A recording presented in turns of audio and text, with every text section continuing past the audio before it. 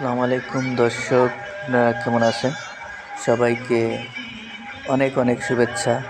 আমরা আজকে চলে আসছি আপনাদের দেখাতে আমাদের মাদারপুর টেকেরহাট ইসুফপুর ইউনিয়ন। এটা রাজোর থানার ভিতর পড়ছে। এটা ইসুফপুরে অবস্থিত কুঞ্জলতা পার্ক।